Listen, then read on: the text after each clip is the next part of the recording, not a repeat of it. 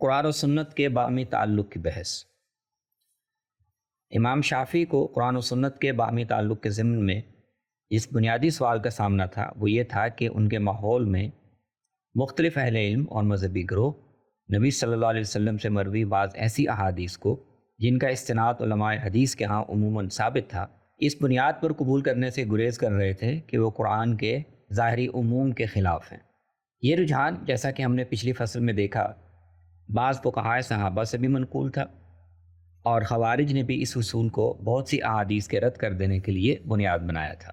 چنانچہ وہ مثال کے طور پر ہر قسم کی چوری پر ہاتھ کاٹنے کے قائل اور رجم اور مسار الخفین کے جواز کے منکر تھے۔ اس کے علاوہ حجاز میں امام مالک، جبکہ عراق میں امام ابو حنیفہ کا مکتب فکر بھی بعض احادیث کی عدم قبولیت کے حوالے سے اس بحث میں فریق تھا۔ ائمہ احناف نے اس اصول کے تحت قضاء بالیمین مع شاہد کی روایات کو رد کر دیا تھا، اور وہ بطور ایک علمی اصول یہ موقف رکھتے تھے کہ قرآن مجید کے ساتھ موافقت حدیث کی قبولیت کی ایک بنیادی شرط ہے، اور کسی ایسی روایت کی نسبت رسول اللہ صلی اللہ علیہ وسلم کی طرف درست نہیں مانی جا سکتی جو قرآن مجید کے ساتھ ٹکراتی ہے۔ امام مالک کے ہاں بھی بعض مثالوں میں یہ رجحان دکھائی دے رہا تھا۔ مثلا روایات میں رسول اللہ صلی اللہ علیہ وسلم سے حضر کی حالت میں موضوع پر مسح کرنے کی اجازت ثابت ہے، ابو داؤد رقم 157۔ لیکن امام مالک ایک روایت کے مطابق ان کی صحت پر مطمئن نہیں تھے۔ چنانچہ ابن القاسم بیان کرتے ہیں کہ امام مالک سے حضر میں موضوع پر مسح کرنے کے متعلق پوچھا گیا تو انہوں نے کہا کہ اس کے حق میں تو بس یہ حدیثیں ہی ہیں، کتاب اللہ کا حکم اس کا زیادہ حق رکھتا ہے کہ اس پر عمل کیا جائے۔ ابن عبد البر، اختلاف و اقوال مالک و اصحابہ، جلد 1 صفحہ 66۔ خوارج اور مالکیہ و احناف کے نقطہ نظر میں ایک بنیادی فرق یہ تھا کہ خوارج ظاہر قرآن کے خلاف دکھائی دینے والی اخبار احاد کو رد کر دینے میں اخبار احاد کے درجہ ثبوت اور امت میں عمومی قبولیت سے کلیتاً صرف نظر کرتے، اور مثال کے طور پر مسح علی الخفین، رجم اور نصاب سرقہ وغیرہ سے متعلق متفق علیہ روایات کو بھی رد کر دیتے تھے، جبکہ مالکیہ و احناف یہ سوال اس صورت میں اٹھاتے تھے جب ظاہر قرآن کے معارض روایت کوئی غریب اور غیر معروف روایت ہو۔ امام شافعی نے اس موضوع پر امام محمد ابن الحسن الشیبانی کے ساتھ اپنے مناظرے کا احوال بیان کرتے ہوئے ان سبھی گروہوں کا حوالہ دیا۔ چنانچہ مذکورہ مختلف مثالوں کا ذکر کرتے ہوئے لکھتے ہیں: حجتنا حجتک علی من رد الاحادیث واستعمل ظاہر القرآن فقطع السارق فی کل شیء لأن اسم السرقۃ یلزمہ وابطل الرجم لأن اللہ تعالی عز وجل یقول الزانیۃ والزانی فاجلدوا کل واحد منہما 100 جلدہ وعلی من استعمل بعض الحدیث مع هؤلاء وقال لا يمسح على الخفين لأن الله قيد القدمين بغسل أو مسح وعلى آخرين من أهل الفقه أحلوا كل ذي روح لم ينزل تحريمه في القرآن لقول الله تبارك وتعالى قل لا أجد فيما أوحي إلي محرما على طاعم يطعمه إلا أن يكون ميتة أو دما مسفوحا أو لحم خنزير۔ جلد صفحہ 33۔ فرماتے ہیں کہ ہماری دلیل بھی وہی ہے جو تم ان لوگوں کے خلاف پیش کرتے ہو جو احادیث کو سرے سے ہی رد کر دیتے ہیں اور قرآن کے ظاہر پر عمل کرتے ہوئے کسی بھی چیز کی چوری پر چور کا ہاتھ کاٹ دیتے، کیونکہ اس پر بھی چوری کا اطلاق ہوتا ہے۔ اسی طرح وہ رجم کو نہیں مانتے کیونکہ اللہ تعالیٰ نے زانی مرد اور عورت کو بس 100 کوڑے لگا دینے کا حکم دیا ہے۔ تم ان کے خلاف جو دلیل دیتے ہو وہی دلیل ان کے خلاف بھی دیتے ہو جو بعض احادیث کو قبول کرتے ہیں لیکن بعض کو نہیں کرتے۔ مثلاً وہ کہتے ہیں کہ موضوع پر مسح کرنا درست نہیں کیونکہ اللہ تعالیٰ نے پاؤں کو دھونے یا ان پر مسح کرنے کا حکم دیا ہے۔ اسی طرح کچھ اور اہل فقہ ہیں جو ہر اس جانور کا گوشت کھانے کو حلال سمجھتے ہیں جس کی حرمت قرآن مجید میں وارد نہیں ہوئی، کیونکہ اللہ تعالیٰ نے فرمایا ہے کہ اے پیغمبر تم کہہ دو کہ میری طرف جو وحی کی گئی ہے اس میں کسی چیز کو کسی کھانے والے کے لیے حرام نہیں پاتا سوائے اس کے کہ وہ مردار جانور یا بہنے والا خون ہو یا خنزیر کا گوشت۔ امام شافعی مزید فرماتے ہیں: قلنا ان رسول اللہ صلی اللہ علیہ وسلم قضى بالیمین مع الشاہد فرددتها ونسبت من قال بها الى خلاف القرآن، جلد 10 صفحہ 37۔ ہم نے کہا کہ رسول اللہ صلی اللہ علیہ وسلم نے ایک گواہ کے ساتھ مدعی سے قسم لے کر فیصلہ فرمایا ہے تو تم نے اس روایت کو رد کر دیا اور کہا کہ جو لوگ یہ بات کہتے ہیں ان کی بات قرآن کے خلاف ہے۔ اس نوعیت کی مثالوں میں روایات کو رد کرنے کا موقف اختیار کرنے والے حلقے اگرچہ مختلف مذہبی و کلامی پس منظر رکھتے تھے، تاہم روایات کو رد کرنے کی علمی بنیاد عموماً مشترک تھی، یعنی ان کا ظاہر قرآن کے خلاف ہونا۔ یہاں یہ واضح رہنا چاہیے کہ خوارج سمیت مذکورہ مکاتب فکر میں سے کوئی بھی نہ تو نبی صلی اللہ علیہ وسلم کی تشریعی حیثیت کا منکر تھا، اور نہ قرآن کے مدعا و منشا کی توضیح میں نبی صلی اللہ علیہ وسلم کے فہم کو حتمی تسلیم کرنے میں اسے کوئی تردد تھا۔ متعلقہ روایات کو رد کرنے کے لیے ان کے پاس علمی بنیاد یہ تھی کہ نبی صلی اللہ علیہ وسلم کی طرف منسوب کسی حدیث کا قرآن کے خلاف ہونا اس بات کی دلیل ہے کہ یا تو آپ کی طرف اس کی نسبت ہی درست نہیں، اور یا اس میں بیان کردہ حکم کو قرآن نے منسوخ کر دیا ہے، یا کم سے کم یہ کہ قرآن کے قطعی الثبوت حکم میں ایک ظنی الثبوت حدیث کی بنیاد پر، جس میں غلطی کا پورا امکان ہے، ترمیم یا تبدیلی قبول کرنا علمی طور پر ایک غیر محتاط طریقہ ہے۔ اس کے مقابلے میں جمہور فقہاء و محدثین کا انداز فکر یہ تھا کہ نبی صلی اللہ علیہ وسلم نے قرآن مجید کے کسی حکم سے متعلق کوئی توضیح موجود ہونے کی صورت میں اس سے صرف نظر کرتے ہوئے قرآن کی ہدایت کا مفہوم مستقلاً متعین کرنا ہی درست نہیں، اور آپ کی بیان کردہ توضیح کو قرآن کی مراد کے طور پر قبول کرنا لازم ہے۔ یہ پس منظر تھا جس میں امام شافعی نے اسلامی روایت میں ایک نہایت بنیادی اور محتم بالشان علمی بحث کی بنیاد رکھی، اور قرآن و سنت کے باہمی تعلق کی اساسات اور مختلف صورتوں کے حوالے سے اپنے گہرے غور و فکر کو ایک مرتب اور منظم اصولی نقطہ نظر کے طور پر پیش کیا۔ زیر نظر سطور میں اسی حوالے سے امام صاحب کے نتائج فکر کا ایک تجزیہ پیش کیا جائے گا۔ سنت میں وارد احکام کا ماخذ۔ بحث کی ابتدا میں قرآن مجید اور احادیث کی روشنی میں یہ بنیادی نقطہ واضح کیا جا چکا ہے کہ مسلمانوں کے لیے اللہ کی کتاب کے ساتھ ساتھ رسول اللہ صلی اللہ علیہ وسلم کو مستقلاً مطاع کی حیثیت دی گئی تھی، اور آپ کی طرف سے قرآن مجید کے علاوہ بیان کردہ احکام و ہدایات کی اتباع کو بھی کتاب الہی کی طرح لازم قرار دیا گیا تھا۔ امام شافعی نے بھی متعلقہ آیات و احادیث کی روشنی میں اس بنیادی اعتقادی مقدمے کی وضاحت کی ہے۔ البتہ اس حوالے سے انہوں نے ایک اہم سوال یہ اٹھایا ہے کہ کیا رسول اللہ صلی اللہ علیہ وسلم جو بھی حکم بیان فرماتے تھے وہ براہ راست وحی پر مبنی ہوتا تھا، یا بیان احکام میں نبی صلی اللہ علیہ وسلم کے ذاتی اجتہاد اور ثوابدید کا بھی کوئی دخل تھا؟ دوسرے لفظوں میں، کیا سنت محض وحی الہی کے ابلاغ کا ایک دوسرا اور متبادل طریقہ ہے، اور وحی کے بغیر پیغمبر از خود کوئی تشریح نہیں کر سکتا، یا اس کے برعکس پیغمبر کو خدا داد اجتہادی بصیرت سے بہرور کر کے تشریح و تقنین کا مستقل اختیار بھی عطا کیا گیا ہے؟ امام شافعی نے اس ضمن میں 3 آراء نقل کی ہیں۔ ایک رائے یہ ہے کہ اللہ تعالیٰ نے جب رسول اللہ کی اطاعت کو مسلمانوں پر فرض قرار دیا تو گیا آپ کو یہ اختیار عطا کر دیا کہ جہاں کتاب اللہ کی کوئی نص موجود نہ ہو وہاں آپ مسلمانوں کے لیے احکام وضع کر سکتے ہیں۔ یوں آپ کو اللہ تعالیٰ کی طرف سے وضع احکام کا مستقل اختیار حاصل تھا، جس کے تحت آپ نے قرآن سے زائد احکام مقرر فرمائے۔ امام شافعی نے اس رائے کے حق میں بعض اہل علم کا یہ استدلال بھی نقل کیا ہے کہ اللہ تعالیٰ نے قرآن مجید میں نبی صلی اللہ علیہ وسلم کی زبان سے یہ کہلوایا ہے کہ پیغمبر کو اپنی طرف سے قرآن مجید میں کوئی تبدیلی کرنے کا اختیار نہیں۔ اس کے مفہوم مخالف سے یہ معلوم ہوتا ہے کہ اگر اللہ تعالیٰ کی طرف سے کسی معاملے میں کوئی حکم نازل نہ کیا گیا ہو تو اس میں نبی صلی اللہ علیہ وسلم اپنی رائے سے کوئی حکم دے سکتے ہیں۔ امام شافعی لکھتے ہیں، وقال بعض اہل العلم فی هذه الآیۃ واللہ اعلم دلالۃ علی ان اللہ عز وجل جعل لرسولہ ان یقول من تلقاء نفسہ بتوفیقہ فیما لم ینزل بہ کتابا واللہ اعلم۔ الام جلد 1 صفحہ 44۔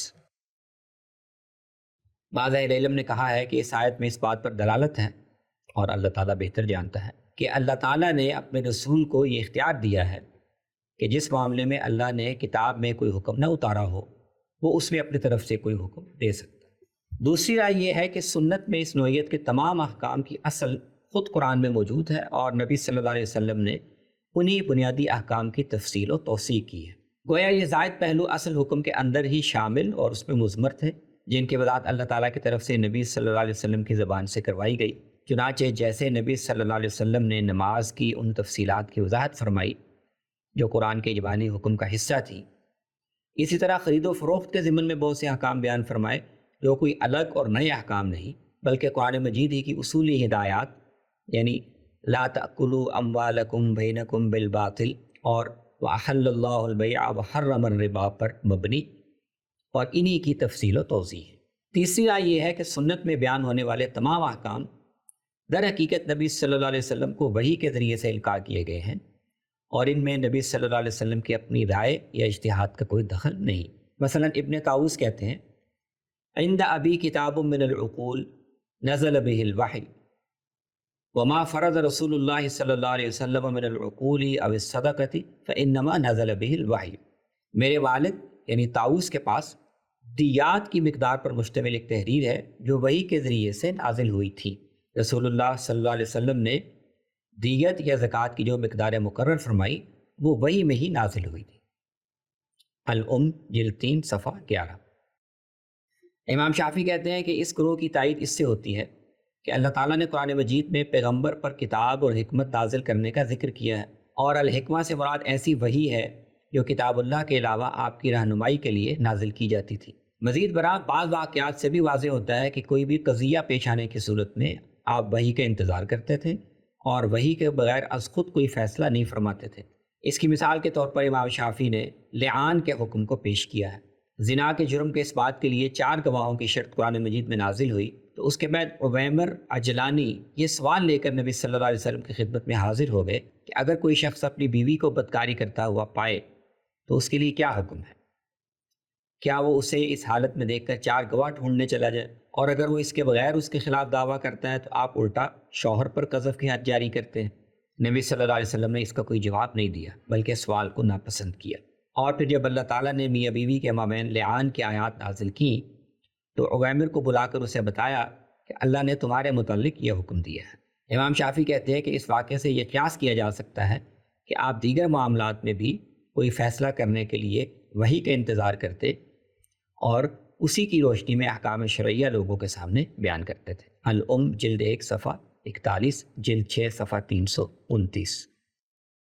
امام شافعی علمی اور دینی لحاظ سے مذکورہ تینوں امکانات کا جواز مانتے ہیں اور ایسے احکام کی نوعیت کی تعیین میں ان سب احتمالات کا امکان تسلیم کرتے ہیں۔ چنانچہ بیوہ کے لیے زیب و زینت کی ممانعت کا ذکر کرتے ہوئے لکھتے ہیں وَاحْتَمَلَتِ السُّنَّةُ فِي هَذَا الْمَوْضِعِ مَا احْتَمَلَتْ فِي غَيْرِهِ مِنْ أَنْ تَكُونَ السُّنَّةُ بَيَّنَتْ عَنِ اللَّهِ تَعَالَى كَيْفَ إِمْسَاكُهَا كَمَا بَيَّنَتِ الصَّلَاةَ وَالزَّكَاةَ وَالْحَجَّ وَاحْتَمَلَتْ أَنْ يَكُونَ رَسُولُ اللَّهِ صلی اللہ علیہ وسلم سَنَّ فِيمَا لَيْسَ فِيهِ نَصٌّ حُکْمَ اللَّهِ عَزَّ وَجَلَّ۔ الام جلد 1 صفحہ 91۔ یعنی اس حکم میں اور اس جیسے دیگر احکام میں یہ امکان بھی ہے کہ سنت نے اللہ تعالیٰ کی طرف سے وحی پا کر یہ واضح کیا ہو کہ عدت گزارنے کے آداب و شرائط کیا ہیں، جیسا کہ سنت نے نماز، زکوٰۃ اور حج کے طریقے کی وضاحت کی ہے۔ اور یہ بھی ممکن ہے کہ رسول اللہ صلی اللہ علیہ وسلم نے اللہ کے دیے ہوئے اختیار سے ایک ایسے معاملے میں خود ایک طریقہ مقرر کر دیا ہو جس میں اللہ کی طرف سے کوئی حکم نہیں دیا گیا۔ تاہم امام شافعی کا ذاتی رجحان دوسری رائے کے حق میں معلوم ہوتا ہے۔ امام صاحب کا کہنا ہے کہ دین کے معاملے میں مسلمانوں کو جو بھی مشکل یا سوال پیش آ سکتا ہے، کتاب اللہ میں اصولی طور پر اس کے متعلق رہنمائی کا سامان موجود ہے۔ امام صاحب نے اس بات کی تائید میں قرآن مجید کی متعدد آیات کا حوالہ دیا ہے جن میں کتاب الہی کو ہدایت کے لیے کافی و وافی قرار دیا گیا ہے، اور نبی صلی اللہ علیہ وسلم کی ذمہ داری یہ بتائی گئی ہے کہ وہ اللہ کی اتاری ہوئی کتاب کی تبیین اور وضاحت کریں۔ یہ آیات حسب ذیل ہیں۔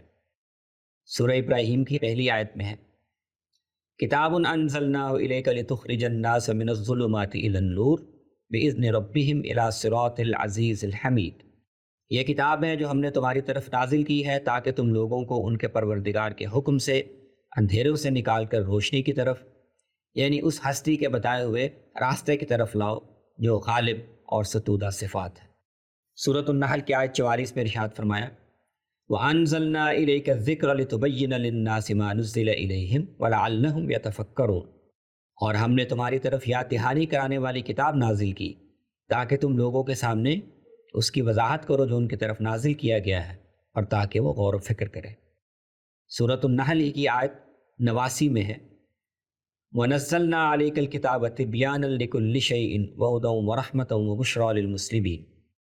اور ہم نے تم پر کتاب نازل کی ہے جو ہر چیز کو خوب کھول کر بیان کرنے والی ہے اور فرما برداروں کے لیے ہدایت اور رحمت اور خوشخبری ہے۔ سورۃ الشورى کی آیت 52 میں ارشاد فرمایا مَا كُنْتَ تَدْرِي مَا الْكِتَابُ وَلَا الْإِيمَانُ وَلَٰكِنْ جَعَلْنَاهُ نُورًا نَهْدِي بِهِ مَن نَّشَاءُ مِنْ عِبَادِنَا وَإِنَّكَ لَتَهْدِي إِلَىٰ صِرَاطٍ مُّسْتَقِيمٍ۔ اے پیغمبر تم نہیں جانتے تھے کہ کتاب الہی کیا ہے اور نہ یہ کہ ایمان کیا ہے، لیکن ہم نے اس کو نور بنایا جس کے ذریعے سے ہم اپنے بندوں میں سے جس کو چاہتے ہیں ہدایت دیتے ہیں، اور بے شک تم سیدھے راستے کی طرف لوگوں کی رہنمائی کر رہے ہو۔ ان آیات سے امام صاحب یہ نتیجہ اخذ کرتے ہیں فَلَيْسَتْ تَنزِلُ بِأَحَدٍ مِّنْ أَهْلِ دِينِ اللَّهِ نَازِلَةٌ إِلَّا وَفِي كِتَابِ اللَّهِ جَلَّ ثَنَاؤُهُ الدَّلِيلُ عَلَى سَبِيلِ الْهُدَى فِيهَا الْأُم جلد 1 صفحہ 6۔ اللہ کے دین کے ماننے والوں کو جس کسی مسئلے سے بھی سابقہ پیش آ سکتا ہے، اللہ کی کتاب میں اس کے متعلق رہنمائی موجود ہے۔ مزید فرماتے ہیں وَمَا فَرَضَ رَسُولُ اللَّهِ صلی اللہ علیہ وسلم شَيْئًا قَطُّ إِلَّا بِوَحْيِ اللَّهِ فَمِنَ الْوَحْيِ مَا يُتْلَى وَمِنْهُ مَا يَكُونُ وَحْيًا إِلَىٰ رَسُولِ اللَّهِ صلی اللہ علیہ وسلم فَيَسْتَنُّ بِهِ۔ رسول اللہ صلی اللہ علیہ وسلم نے کوئی حکم اللہ کی وحی کے بغیر مقرر نہیں کیا۔ وحی کی ایک قسم وہ ہے جس کی تلاوت کی جاتی ہے، اور ایک قسم وہ ہے جو رسول اللہ صلی اللہ علیہ وسلم پر نازل کی جاتی تھی اور آپ اس کی پیروی فرماتے تھے۔ الام جلد 9 صفحہ 70۔ قرآن مجید کی توضیح و تبیین کے مختلف پہلو۔ امام شافعی کے نزدیک سنت کا بنیادی وظیفہ کتاب اللہ کی تبیین و توضیح ہے، اور وہ اللہ تعالیٰ کی وحی کی روشنی میں مستقل احکام بیان کرنے کے ساتھ ساتھ قرآن مجید میں نازل کردہ احکام کی تشریح و تفصیل بھی کرتی ہے۔ یہ توضیحات اللہ تعالیٰ کی طرف سے رہنمائی پر مبنی ہوتی ہیں، اور ان کی حیثیت ایسے ہی ہے جیسے خود اللہ تعالیٰ نے اپنی مراد کی وضاحت کی ہو۔ نوعیت کے اعتبار سے سنت کے ذریعے سے قرآن کی تبیین کی مختلف صورتیں ہو سکتی ہیں۔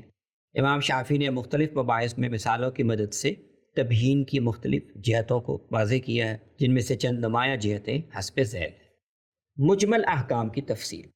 قرآن کی تبیین کی سب سے بنیادی اور واضح ترین صورت قرآن کے مجمل احکام کی تفصیل ہے۔ اس کا مطلب یہ ہے کہ قرآن مجید میں دین کے بہت سے بنیادی فرائض سے متعلق اصولی حکم تو بیان کر دیا گیا ہے، لیکن ان کو عملاً بجا لانے کے لیے جن تفصیلات کی ضرورت ہے وہ بیان نہیں کی گئی، بلکہ ان کی وضاحت نبی صلی اللہ علیہ وسلم کے ذریعے سے کی گئی ہے۔ اس کی معروف ترین مثالوں میں نماز اور زکوٰۃ کے احکام شامل ہیں۔ مثلاً آپ نے واضح فرمایا کہ فرض نمازوں کی تعداد 5 ہے، اور یہ کہ حضر میں ظہر، عصر اور عشاء کی رکعتیں 4، مغرب کی 3 اور فجر کی 2 ہیں۔ اسی طرح آپ نے ہر نماز میں قرات کا طریقہ مقرر کیا، اور مغرب، عشاء اور فجر میں جہری قرات کو، جبکہ ظہر اور عصر میں سری قرات کو مشروع کیا۔ آپ نے یہ بھی بتایا کہ نماز میں داخل ہونے کا طریقہ اللہ اکبر کہنا، اور نماز سے نکلنے کا طریقہ السلام علیکم کہنا۔ نیز یہ کہ نماز میں تکبیر کے بعد قرات کی جائے گی، پھر رکوع ہوگا، اور رکوع کے بعد 2 سجدے کیے جائیں گے۔ پھر آپ نے سفر کی حالت میں مسافر کو اختیار دیا کہ وہ تمام 4 گانہ نمازوں کی 2 رکعتیں ادا کر سکتا ہے، جبکہ فجر اور مغرب کی رکعتیں اتنی ہی رہیں گی۔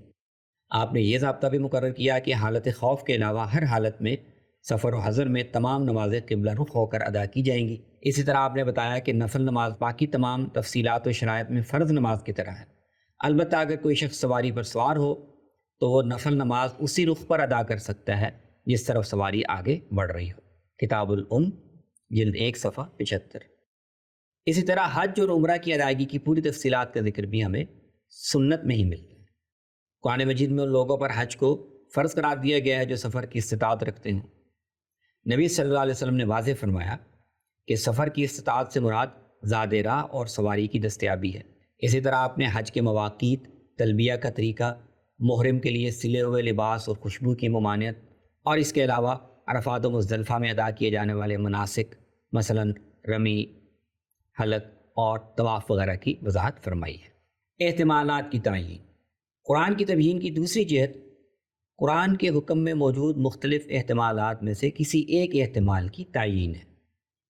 امام شافعی نے درج ذیل مختلف مثالوں کی مدد سے اس جہت کو واضح کیا ہے۔ نمبر 1، وضو کی آیت میں بازوؤں کے ساتھ کوہنیوں اور پاؤں کے ساتھ ٹخنوں کا ذکر ہے۔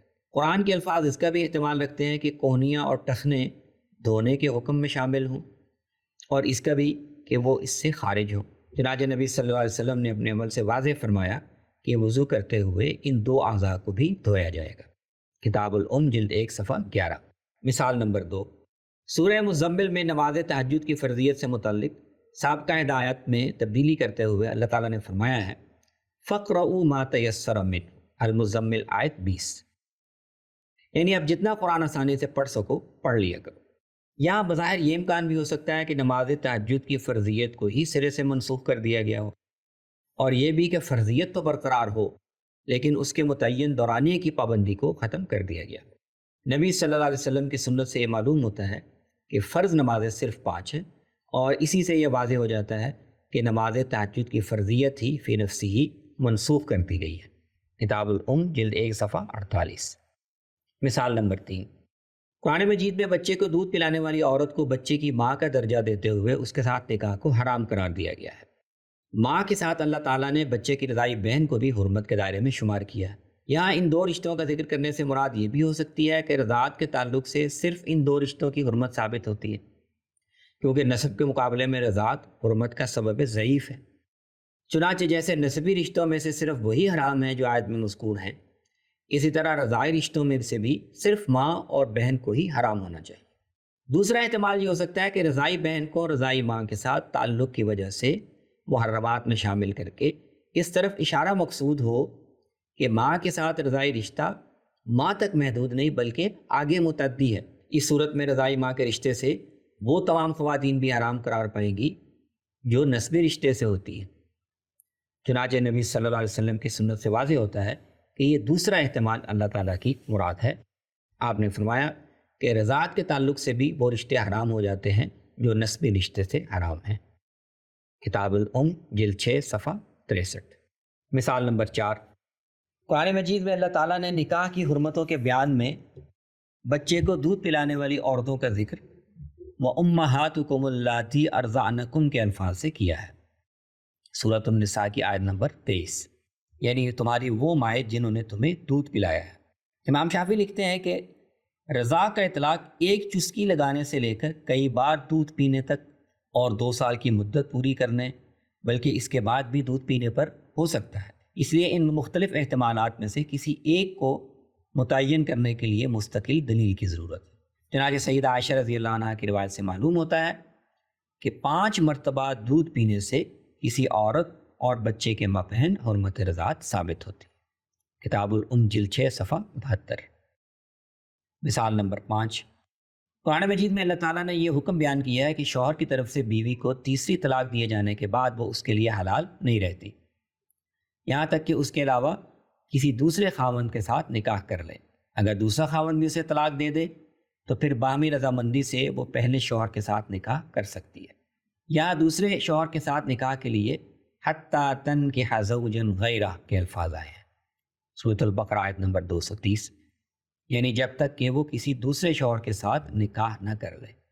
یہ الفاظ 2 معنوں کا احتمال رکھتے ہیں، ایک یہ کہ عورت دوسرے شوہر کے ساتھ عقد نکاح کر لے، اور دوسرا یہ ہے کہ دوسرا شوہر اس کے ساتھ میاں بیوی کا تعلق بھی قائم کرے، کیونکہ نکاح کا لفظ عقد نکاح اور ہم بستری دونوں کے لیے بولا جا سکتا ہے۔ جب نبی صلی اللہ علیہ وسلم نے ایک قضیے میں ایک عورت کو جسے اس کے پہلے شوہر نے 3 طلاقیں دے دی تھی، یہ کہا کہ جب تک دوسرا شوہر اس کے ساتھ ہم بستری نہ کر لے وہ پہلے شوہر کے لیے حلال نہیں ہو سکتی، تو اس سے یہ واضح ہو گیا کہ اللہ تعالیٰ کی مراد بھی آیت میں یہی ہے۔ مثال نمبر 6، قرآن مجید میں بیوہ کی عدت 4 ماہ 10 دن، طلاق یافتہ خواتین کی عدت 3 ماہواریاں اور حاملہ عورتوں کی عدت وضع حمل بیان کی گئی ہے۔ اب اگر کوئی خاتون حاملہ ہو اور اس کے شوہر کی وفات ہو جائے تو یہ احتمال بھی ہے کہ اس پر بیوہ اور حاملہ کی دونوں عدتیں پوری کرنا لازم ہو، جیسا کہ بعض اہل علم کا قول ہے، اور یہ احتمال بھی ہے کہ وہ صرف حاملہ کی عدت گزارے۔ اسی طرح اگر عورت حاملہ ہو اور اسے طلاق دے دی جائے تو اس کے لیے دونوں عدتیں گزارنا بھی مطلوب ہو سکتا ہے، اور صرف وضع حمل کو بھی اس کی عدت سمجھا جا سکتا ہے۔ چنانچہ نبی صلی اللہ علیہ وسلم نے سبیعہ بنت الحارث کے متعلق جو فیصلہ فرمایا اس سے واضح ہو گیا کہ طلاق اور وفات کی صورت میں جن خواتین کی عدت بیان کی گئی ہے ان سے مراد غیر حاملہ خواتین ہیں، جبکہ حاملہ خواتین کی عدت چاہے انہیں طلاق دی گئی ہو یا وہ بیوہ ہو جائے یہی ہے کہ وہ بچے کو جنم دے دے۔ کتاب جلد 1 صفحہ 87۔ مثال نمبر 7، معاہدہ حدیبیہ کے بعد مسلمانوں کو قرآن مجید میں ہدایت کی گئی کہ ان کے نکاح میں جو مشرک عورتیں ہیں وہ انہیں نکاح سے آزاد کر دیں، اور اگر کوئی خاتون مسلمان ہو کر ہجرت کر کے مدینہ آ جائے تو وہ اپنے مشرک شوہر کے لیے حلال نہیں رہے گی۔ سورۃ الممتحنہ آیت نمبر 10۔ حکم میں یہ احتمال بھی ہو سکتا ہے کہ دونوں کے مابین نکاح ایک فریق کے مسلمان ہوتے ہی کالعدم تصور کیا جائے، اور یہ احتمال بھی ہو سکتا ہے کہ کچھ عرصہ انتظار کرنے کے بعد نکاح کے فسخ ہونے کا فیصلہ کیا جائے۔ چنانچہ نبی صلی اللہ علیہ وسلم کی سنت سے معلوم ہوتا ہے کہ آپ نے ایسے مقدمات میں علی الفور فسخ نکاح کا فیصلہ کرنے کے بجائے کچھ مدت تک دوسرے فریق کو یہ موقع دیا کہ وہ بھی اسلام قبول کر لے، اور پھر اسلام قبول کرنے کے بعد دونوں کے سابقہ نکاح کو برقرار رکھا۔ الام جلد 6 صفحہ 120۔ مثال نمبر 8، قرآن مجید میں نبی صلی اللہ علیہ وسلم کی ازواج کو امت کی مائیں قرار دیا گیا ہے۔ نبی صلی اللہ علیہ وسلم کی سنت سے واضح ہوتا ہے کہ یہاں ماں صرف اس معنی میں کہا گیا ہے کہ ان کے ساتھ نکاح کرنا امت کے لیے حلال نہیں۔ یہ مراد نہیں کہ ان کی بیٹیوں کے ساتھ نکاح کرنا بھی اسی طرح حرام ہے جیسے اپنی صلبی ماؤں کی بیٹیوں سے حرام ہے۔ چنانچہ نبی صلی اللہ علیہ وسلم نے اپنی بیٹیوں کا نکاح بھی لوگوں سے کیا، اور آپ کی ازواج کی بہنوں سے بھی لوگوں نے نکاح کیا۔ اسی طرح ازواج اور امت کے مابین وراثت کا تعلق بھی قائم نہیں کیا گیا۔ کتاب الام جلد 6 صفحہ 364۔ مثال نمبر 9، قرآن مجید میں ابتداءً مرنے والے پر لازم کیا گیا تھا کہ وہ اپنے والدین اور اقرباء کے حق میں اور اسی طرح اپنی بیوہ کے لیے اپنے ترکے میں سے وصیت کر کے جائے۔ اس کے بعد اللہ تعالیٰ نے ترکے میں والدین، اولاد، بہن بھائی اور میاں بیوی کے حصوں کے متعلق اپنے احکام نازل فرمائے۔ وراثت سے متعلق احکام کے نزول کے بعد وصیت کی ہدایت کے متعلق دو احتمال سامنے آتے ہیں۔ ایک یہ کہ ترکے میں متعین حصے مقرر کیے جانے کے بعد وارثوں کے حق میں وصیت کی ہدایت منسوخ کر دی گئی ہو، اور دوسرا یہ کہ وصیت کا حکم بھی اپنی جگہ برقرار ہو اور ورثاء ازروع وصیت بھی ترکے میں سے حصہ لینے کے حقدار ہوں۔ ان دونوں احتمالات میں سے پہلے احتمال کو نبی صلی اللہ علیہ وسلم کی سنت میں متعین کر دیا گیا ہے۔ چنانچہ آپ نے فتح مکہ کے موقع پر یہ واضح فرمایا کہ وارث کے حق میں وصیت نہیں کی جا سکتی۔ کتاب الام جلد 1 صفحہ 59۔ مثال نمبر 10، سورہ مائدہ میں اللہ تعالیٰ نے حالت احرام میں شکار کرنے کو حرام قرار دیا ہے۔ فرمایا وحرم علیکم صید البر ما دمتم حرما، سورۃ المائدہ آیت نمبر 96۔ قرآن کے ظاہر کے لحاظ سے زیادہ واضح مفہوم یہ ہے کہ محرم کے لیے خود جانور کو شکار کرنا ممنوع ہے، تاہم یہ احتمال ہو سکتا ہے کہ شکار کیے ہوئے جانور کو اس کا گوشت کھانے کو مطلقاً ممنوع قرار دیا گیا ہو۔ چنانچہ نبی صلی اللہ علیہ وسلم کے ارشاد سے معلوم ہوا کہ محرم کے لیے خود شکار کرنے کے علاوہ ایسے جانور کا گوشت کھانا بھی ممنوع ہے جسے خاص طور پر اس کے لیے شکار کیا گیا۔ پس قرآن کی ممانعت کو اسی مفہوم پر محمول کرنا درست ہے جو سنت سے واضح ہوتا ہے۔ کتاب الام جلد 10 صفحہ 244۔ مثال نمبر 11، سورہ نساء کی آیت نمبر 3 میں ایک سے زائد خواتین سے نکاح کی ہدایت دیتے ہوئے 4 تک کی تعداد کا ذکر کیا گیا ہے۔ یہاں 4 تک کے عدد کے ذکر سے یہ مطلب بھی سمجھا جا سکتا ہے کہ اس سے زیادہ نکاح جائز نہیں، اور ایک احتمالی مطلب یہ بھی ہو سکتا ہے کہ یہ اسلوب اپنی بساط کے مطابق زیادہ سے زیادہ خواتین سے نکاح کی ترغیب کے لیے اختیار کیا گیا ہے۔ امام شافعی کے کلام سے معلوم ہوتا ہے کہ وہ 4 بیویوں کی تحدید کے لیے قرآن کے بیان کو صریح اور ناطق نہیں سمجھتے، اور اس حوالے سے فیصلہ کن حیثیت حدیث کو دیتے۔ فرماتے ہیں فدلت سنت رسول اللہ صلی اللہ علیہ وسلم علی ان انتہاء اللہ عز وجل فی العدد بالنکاح الی 4 تحریم ان یجمع رجل بنکاح بین اکثر من 4۔ کتاب الام جلد 6 صفحہ 131۔ رسول اللہ صلی اللہ علیہ وسلم کے سنت سے معلوم ہوتا ہے کہ نکاح میں صرف 4 تک عورتوں کے ذکر سے اللہ تعالیٰ کی مراد یہ ہے کہ ایک آدمی کے لیے بیک وقت 4 سے زائد عورتوں سے نکاح حرام ہے۔ گویا اس مسئلے سے متعلق وارد احادیث سے حتمی طور پر یہ واضح ہوتا ہے کہ مذکورہ آیت میں اللہ تعالیٰ کی مراد 4 سے زائد عورتوں سے نکاح کی ممانعت کرنا ہے۔ کتاب الام جلد 6 صفحہ 113۔ مثال نمبر 12، قرآن مجید میں بیویوں سے استمتاع کے حوالے سے فرمایا گیا ہے کہ فَأْتُوا حَرْثَكُمْ أَنَّا شِئْتُمْ، یعنی تم آؤ اپنی کھیتیوں میں جیسے بھی تم چاہو۔ سورۃ البقرہ آیت نمبر 223۔ امام شافعی لکھتے ہیں کہ یہ آیت بظاہر 2 معنوں کے محتمل ہے۔ ایک یہ کہ بیوی سے کسی بھی طریقے سے استمتاع کرنا یعنی وطیف الدبر بھی مباح ہو، اور دوسرا یہ کہ ایسی جگہ استمتاع مراد ہو جو کھیتی بن سکتی ہے، یعنی وہاں سے اولاد پیدا ہو سکتی ہے۔ امام شافعی کہتے ہیں کہ ہمارے اصحاب کے مابین اسی وجہ سے اختلاف ہے، بعض وطیف الدبر کو حلال کہتے ہیں اور بعض حرام، تاہم احادیث سے معلوم ہوتا ہے کہ نبی صلی اللہ علیہ وسلم نے بیوی سے دبر میں استمتاع کو حرام قرار دیا۔ کتاب الام جلد 6 صفحہ 242۔ قرآن کے ظاہری مفہوم میں توسیع۔ امام شافعی نے بعض مثالوں میں قرآن کی تبیین کی ایک جہت یہ بھی واضح کی ہے کہ قرآن کے الفاظ ظاہراً جس مفہوم پر دلالت کرتے ہیں دراصل اس سے وسیع تر مفہوم اللہ تعالیٰ کی مراد ہوتا ہے جو قرآن کے الفاظ سے بداہتاً سمجھ میں نہیں آتا، لیکن نبی صلی اللہ علیہ وسلم کا ارشاد یا عمل اس کی توضیح کر دیتا ہے۔ امام شافعی نے درج ذیل احادیث کی توجیہ اسی زاویے سے کی ہے۔ نمبر 1، قرآن مجید میں اللہ تعالیٰ نے سفر میں دشمن سے خوف کی کیفیت میں مسلمانوں کو نماز قصر کر کے پڑھنے کی اجازت دی ہے۔ سورۃ النساء آیت نمبر 101۔ بظاہر یہ ہدایت قصر کی رخصت کو حالت خوف کے ساتھ مقید کرتی ہے، تاہم نبی صلی اللہ علیہ وسلم نے اس رخصت سے ایسی کیفیت میں بھی فائدہ اٹھانے کی اجازت دی جب خوف کی کیفیت نہ ہو، اور فرمایا کہ یہ اللہ تعالیٰ کی طرف سے صدقہ ہے جسے اہل ایمان کو قبول کرنا چاہیے۔ کتاب جلد 10 صفحہ 50۔ مثال نمبر 2، قرآن مجید میں حج کے فرض ہونے کے لیے سفر کی استطاعت کو شرط قرار دیا گیا ہے۔ بظاہر استطاعت کا مفہوم یہ ہے کہ آدمی خود سفر کر کے مناسک حج ادا کر سکتا ہو، تاہم ایک حدیث میں رسول اللہ صلی اللہ علیہ وسلم نے بنو خصم کی ایک خاتون کو، جس نے بتایا کہ اس کے والد پر حج فرض ہے لیکن وہ سواری پر نہیں بیٹھ سکتا، کہا کہ وہ اپنے والد کی طرف سے حج کر لے۔ اس حدیث سے واضح ہوتا ہے کہ استطاعت کی صورت صرف یہ نہیں ہے کہ آدمی خود سفر کر سکے، بلکہ یہ بھی ہے کہ وہ کسی دوسرے کو اپنی طرف سے نیابتاً حج کے لیے بھیج سکے۔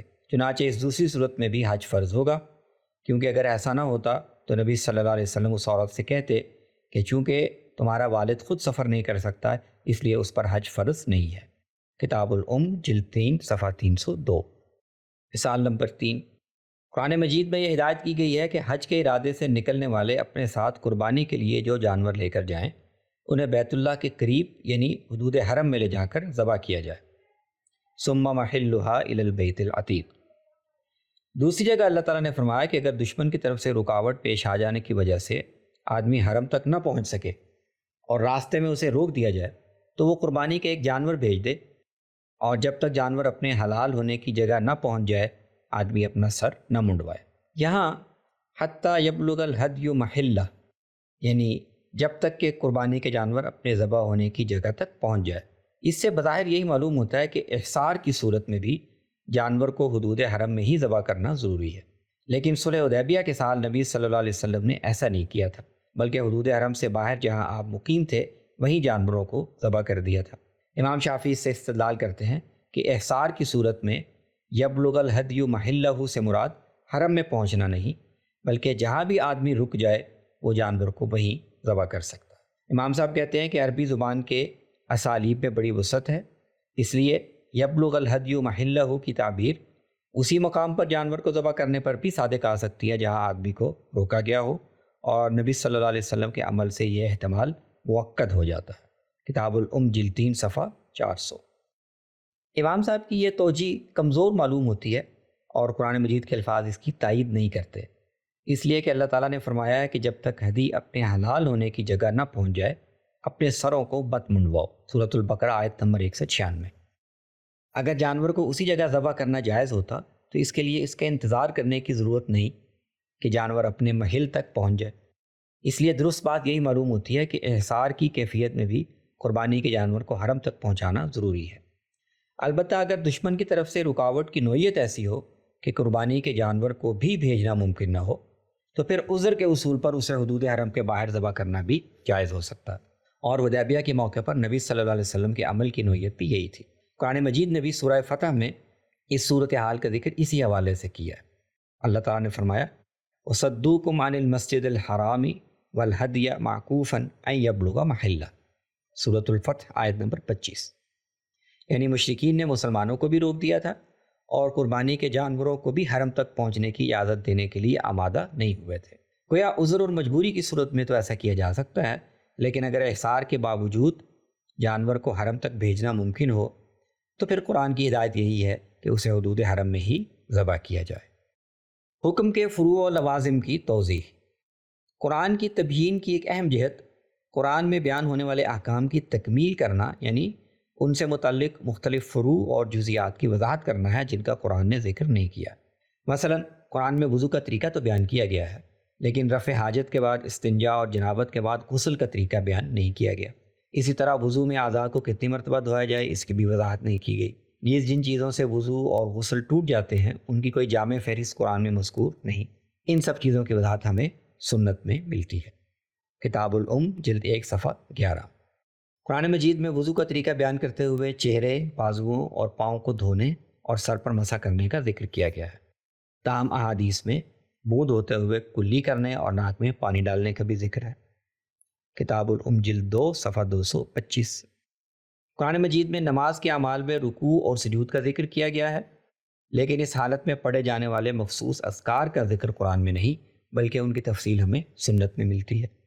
کتاب الام جلد 2 صفحہ 225۔ قرآن میں اللہ تعالیٰ نے شوہر کی طرف سے بیوی پر بدکاری کا الزام عائد کیے جانے کی صورت میں دونوں کے مابین لعان کا حکم دیا ہے۔ سورۃ النور آیت نمبر 6۔ تاہم قرآن میں یہ ذکر نہیں کہ لعان کے بعد کیا معاملہ کیا جائے گا۔ نبی صلی اللہ علیہ وسلم نے اس ضمن میں واضح فرمایا کہ لعان ہو جانے کے بعد میاں بیوی میں تفریق کر دی جائے گی اور بچے کا نسب عورت کے شوہر سے ثابت نہیں مانا جائے گا۔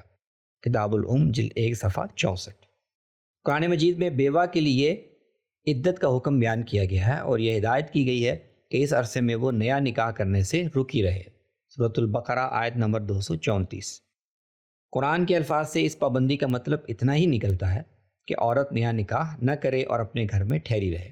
تاہم یہ احتمال بھی ہے کہ رکے رہنے کے مفہوم میں کچھ اور پابندیاں بھی شامل ہوں جو عدت سے پہلے عائد نہیں ہوتی تھی۔ چنانچہ نبی صلی اللہ علیہ وسلم نے واضح فرمایا کہ بیوہ کے لیے زیب و زینت کرنا اور خوشبو وغیرہ لگانا بھی دوران عدت میں ممنوع ہے۔ کتاب الام جلد 1 صفحہ 91۔ قرآن مجید سے استنباط۔ جیسا کہ واضح کیا گیا، امام شافعی کا اصولی نقطہ نظر یہ ہے کہ رسول اللہ صلی اللہ علیہ وسلم کے ارشادات در حقیقت قرآن مجید ہی کی فراہم کردہ رہنمائی پر مبنی ہے۔ اس ضمن میں سنت کے احکام کا ماخذ قرآن میں واضح کرنے کے لیے امام شافعی نے کئی لطیف استنباطات کا ذکر کیا ہے۔ چند مثالیں ملاحظہ ہوں۔ نمبر 1، نبی صلی اللہ علیہ وسلم نے بعض مواقع پر وضو کرتے ہوئے صرف ایک دفعہ اعضاء کو دھونے پر اکتفا کیا، جبکہ بعض مواقع پر 2 یا 3 دفعہ اعضاء کو دھویا۔ نبی صلی اللہ علیہ وسلم کا عمل دراصل یہ واضح کرتا ہے کہ ایک مرتبہ اعضاء کو دھونا لازم ہے، جبکہ 2 یا 3 مرتبہ دھونا مستحب ہے۔ امام شافعی کہتے ہیں کہ ایک دفعہ دھونے کی فرضیت خود قرآن سے واضح ہوتی ہے، کیونکہ اللہ تعالیٰ نے فغسلوا کا جو حکم دیا ہے اس کا کم سے کم مصداق ایک مرتبہ دھونا ہے، جبکہ ایک سے زیادہ دفعہ دھونا محتمل ہے۔ کتاب الام جلد 1 صفحہ 11۔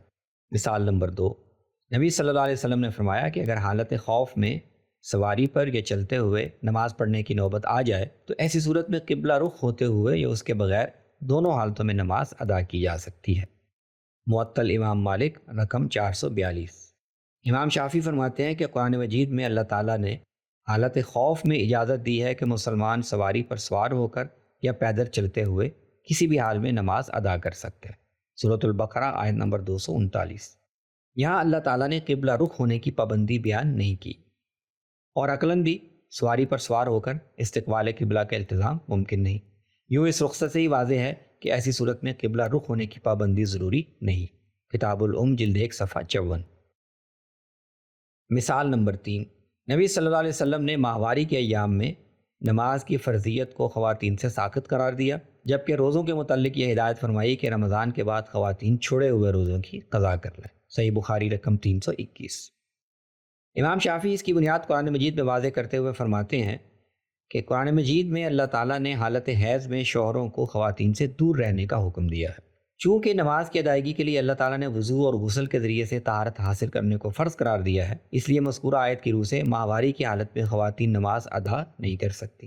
یہاں تک قضاء کے لحاظ سے نماز اور روزوں میں فرق کا تعلق ہے تو اس کی وجہ یہ ہے کہ نماز کی فرضیت کا حکم ایسے لوگوں کے لیے ہے جو اگر وضو اور غسل کر کے پاک ہونا چاہیں تو ہو سکتے ہیں، جبکہ حائضہ خواتین کا معاملہ یہ نہیں ہے۔ پھر یہ کہ ماہواری چونکہ کوئی اختیاری چیز نہیں، اس کی وجہ سے عورت ترک نماز کی وجہ سے گناہگار ہو، اس لیے ماہواری کے ایام میں وہ نمازی کی ادائیگی کی مکلف ہی نہیں، چنانچہ ان ایام کی نمازوں کی قضا بھی اس پر واجب نہیں۔ روزے کا معاملہ نماز سے مختلف ہے۔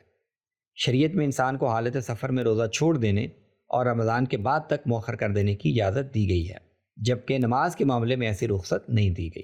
مزید یہ کہ نماز ہر روز 5 اوقات میں فرض کی گئی ہے، جبکہ روزہ صرف 1 مہینے کے لیے فرض کیا گیا ہے۔ یوں قرآن مجید میں ہی وہ بنیادیں موجود ہیں جن کی روشنی میں اور جن سے استنباط کر کے سنت میں یہ قرار دیا گیا ہے کہ ایام حیض میں فوت شدہ نمازوں کی قضا تو خواتین کے ذمے نہیں، لیکن روزوں کی قضا لازم ہے۔ کتاب الام جلد 1 صفحہ 50۔ مثال نمبر 4، نبی صلی اللہ علیہ وسلم کا ارشاد ہے کہ جس چیز پر دونوں فریق راضی ہو جائیں وہی پہر ہے۔ اس کا ماخذ واضح کرتے ہوئے امام شافعی فرماتے ہیں کہ قرآن مجید میں اللہ تعالیٰ نے نکاح کے لیے مہر کی مقدار طے کرنے کی نسبت شوہروں کی طرف کی ہے، کیونکہ مہر عورت کا حق ہے جو شوہر پر لازم ہوتا ہے، اس لیے ظاہر ہے کہ اس کی مقدار طے کرنے میں عورت کی رضامندی بھی شامل ہونی چاہیے۔ یوں قرآن سے واضح ہے کہ مہر کی مقدار فریقین کی باہمی رضامندی سے طے کی جائے گی اور اس کی کوئی تحدید اللہ تعالیٰ کی طرف سے نہیں کی گئی۔ چنانچہ اس کی حیثیت وہی ہے جو بیع میں کسی چیز کی قیمت طے کرنے کی ہوتی ہے، یعنی جیسے مبیع کی قیمت فریقین کی رضامندی سے طے کی جاتی ہے، اسی طرح مہر بھی میاں بیوی کے باہمی اتفاق سے طے کیا جائے گا۔ مثال نمبر 5، نبی صلی اللہ علیہ وسلم نے بعض ایسے افراد کو جن کے نکاح میں 4 سے زیادہ بیویاں تھیں، اسلام قبول کرنے پر یہ اختیار دیا کہ وہ اپنی بیویوں میں سے جن 4 کو نکاح میں رکھنا چاہیں ان کو رکھ کر باقی سے علیحدگی اختیار کر لیں۔ امام شافعی اس استنباط کے حق میں قرآن مجید سے یہ استشہاد پیش کرتے ہیں کہ اللہ تعالیٰ نے ربا کو ممنوع قرار دیتے ہوئے ما بقی من الربا کو چھوڑ دینے کی ہدایت کی ہے، لیکن اس سے پہلے دور جاہلیت میں جو لوگ ربا لے چکے تھے اس سے تعرض نہیں کیا۔ اس سے معلوم ہوتا ہے کہ حالت کفر میں لوگوں نے جو خلاف شریعت اعمال کیے ان سے شریعت میں صرف نظر کیا گیا ہے، چنانچہ اس حالت میں کیا گیا عقود کو معتبر مانا جائے گا اور شوہر کو اختیار ہوگا کہ وہ اپنی 4 پسندیدہ بیویوں کو چن لے۔ کتاب الام جلد 6 صفحہ 132۔ مثال نمبر 6، احادیث میں بیان ہوا ہے کہ نبی صلی اللہ علیہ وسلم نے دشمن پر شبخون مارنے یعنی رات کے وقت بے خبری میں حملہ کرنے کی اجازت دی، اور جب یہ پوچھا گیا کہ اس کی زد میں ان کی عورتیں اور بچے بھی آئیں گے تو فرمایا کہ ان کا شمار بھی انہی میں ہوتا ہے۔ صحیح بخاری رقم 3012۔ امام شافعی فرماتے ہیں کہ اس سے مراد یہ ہے کہ اگر ان کو قصداً قتل نہ کیا جائے اور وہ بلا قصد حملے کی زد میں آ جائیں تو اس کی وجہ سے حملہ کرنے والوں کو کوئی گناہ نہیں ہوگا اور نہ کوئی کفارہ یا دیت لازم آئے گی۔ امام شافعی اس کے حق میں سورہ نساء کی اس آیت سے استشہاد کرتے ہیں جس میں کہا گیا ہے کہ اگر کسی مسلمان کے ہاتھ سے کوئی دوسرا مسلمان جس کا تعلق کسی کافر غیر معاہد قوم سے ہو بلا ارادہ قتل ہو جائے تو اس پر قاتل کو صرف کفارہ ادا کرنا ہوگا، یعنی دیت اس پر لازم نہیں ہوگی۔ سورۃ النساء آیت نمبر 92۔ اس سے معلوم ہوتا ہے کہ کفار کی ایسی خواتین اور بچے جو نہ تو مومن ہیں اور نہ مسلمانوں کے ساتھ ان کا معاہدہ ہے، اگر لڑائی میں مارے جائیں تو بدرجہ اولا اس پر گناہ، کفارہ، قصاص یا دیت لازم نہیں آئے گی۔ کتاب الام جلد 1 صفحہ 135۔ مثال نمبر 7، نبی صلی اللہ علیہ وسلم نے فرمایا کہ مسلمان کو کسی کافر کے قصاص میں قتل نہیں کیا جائے گا۔ امام شافعی اس تخصیص کے حق میں قرآن مجید سے یہ قیاسی استشہاد پیش کرتے ہیں کہ اللہ تعالیٰ نے سورہ توبہ میں اہل ذمہ پر جزیہ عائد کرنے کا حکم دیا ہے، جو ان کی محکومانہ حیثیت کی ایک علامت ہے، اور اس کی روح سے وہ قانونی و معاشرتی امور میں مسلمانوں کے ہم پلہ نہیں ہو سکتے۔ اسی طرح اللہ تعالیٰ نے مسلمانوں کو تو اہل کتاب کی خواتین سے نکاح کرنے کی اجازت دی ہے، لیکن مسلمان خواتین کے لیے کسی کافر سے نکاح کو جائز قرار نہیں دیا۔ کتاب الام جلد 9 صفحہ 134۔ گویا امام شافعی یہ کہنا چاہتے ہیں کہ شریعت کے احکام کا عمومی منشا یہی ہے کہ کافروں کو مسلمانوں کے برابر اور ہم پلہ تصور نہ کیا جائے، اس لیے قصاص کے معاملے میں بھی تفریق روا رکھنا قرآن مجید کی منشا کے مطابق ہے۔ مثال نمبر 8، احادیث میں حالت جنگ میں مشرکین کے بچوں اور عورتوں کو قتل کرنے سے منع کیا گیا ہے۔ صحیح بخاری رقم 3014۔ امام شافعی فرماتے ہیں کہ مشرکین اہل عرب فقر یا عار کے خوف سے اپنے بچوں کو قتل کر دیتے تھے۔ قرآن مجید میں اللہ تعالیٰ نے اس سے منع فرمایا تو اس سے یہ بھی ثابت ہوا کہ حالت جنگ میں مشرکین کے بچوں کو قتل کرنا ممنوع ہے، جبکہ اس کے علاوہ کسی بھی جان کو ناحق قتل کرنے کی ممانعت کا مستقل اخلاقی اصول بھی قرآن مجید میں بیان کیا گیا ہے۔ کتاب الام جلد 7 صفحہ 6۔ مثال نمبر 9، متعدد احادیث میں بیان ہوا ہے کہ نبی صلی اللہ علیہ وسلم نے بیوی سے دبر میں استمتاع کو حرام قرار دیا۔ امام شافعی قرآن مجید سے اس کے حق میں 2 شواہد پیش کرتے ہیں۔ ایک یہ کہ اللہ تعالیٰ نے حالت حیض میں خواتین سے الگ رہنے کی ہدایت کی ہے اور فرمایا کہ جب تک وہ پاک نہ ہو جائیں ان کے قریب نہ جاؤ۔ سورۃ البقرہ آیت نمبر 222۔ اس سے معلوم ہوتا ہے کہ بیوی سے استمتاع صرف فرج میں کیا جا سکتا ہے۔ دوسرا یہ کہ قرآن مجید میں بیویوں سے استمتاع کے حوالے سے فرمایا گیا ہے کہ فَأْتُوا حَرْثَكُمْ أَنَّا شِئْتُمْ، سورۃ البقرہ آیت نمبر 223، یعنی تم آؤ اپنی کھیتیوں کے پاس جیسے بھی چاہو۔ یہاں اللہ تعالیٰ نے بیوی کے لیے کھیتی کی تعبیر اختیار کی ہے، جس سے واضح ہوتا ہے کہ بیوی سے استمتاع اسی جگہ ہو سکتا ہے جہاں سے بچے کی پیدائش ہو سکتی ہو۔ کتاب الام جلد 6 صفحہ 242۔ مثال نمبر 10، نبی صلی اللہ علیہ وسلم کی احادیث سے معلوم ہوتا ہے کہ شوہر کے لیے ماہواری کے ایام میں شرمگاہ کے علاوہ بیوی کے جسم کے باقی حصوں سے جنسی تلذذ درست ہے۔ صحیح بخاری رقم 302۔ امام شافعی استدلال کرتے ہیں کہ قرآن مجید میں حالت حیض میں بیوی کے پاس جانے کی ممانعت کی گئی ہے اور اس کو گندگی سے تعبیر کیا گیا ہے۔ یہاں گندگی کو استمتاع کی ممانعت کی علت کے طور پر بیان کرنے سے معلوم ہوتا ہے کہ شرمگاہ کے علاوہ جسم کے کسی دوسرے حصے سے استمتاع ممنوع نہیں ہے۔